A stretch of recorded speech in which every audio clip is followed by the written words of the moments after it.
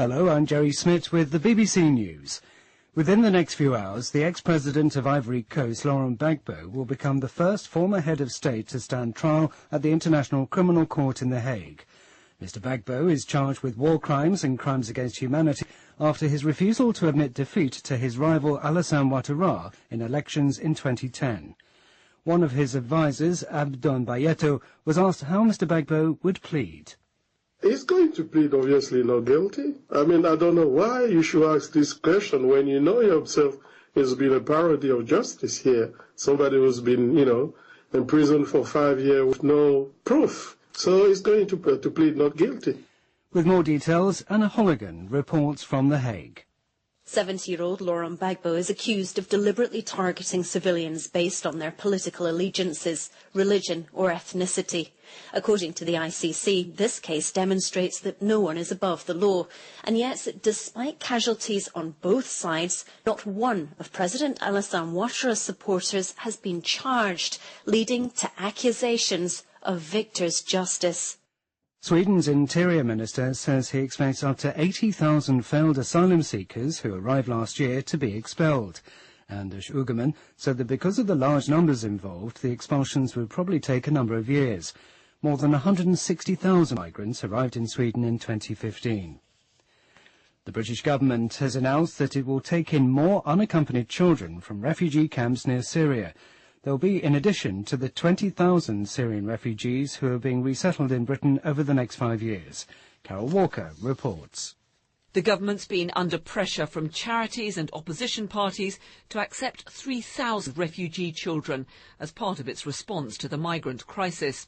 Now the Immigration Minister, James Brokenshire, has asked the UN High Commissioner for Refugees to identify unaccompanied children and help to bring them to the UK. But they'll come from the country's neighbouring Syria, not from among the 1 million refugees who've arrived in Europe. And the government has not put a figure on how many it will take. The Brazilian President Dilma Rousseff has urged Latin America to unite in combating the Zika virus. Brazil is at the centre of an outbreak of the virus, which has been linked to babies born with abnormally small heads. The President told a summit in Ecuador that sharing knowledge was the only way the disease would be beaten. The leader of an anti-government protest in the U.S. state of Oregon has urged his supporters to go home, nearly a month after they occupied a wildlife refuge. In a statement issued by his lawyer, Ammon Bundy said the fight should now be pursued in the courts.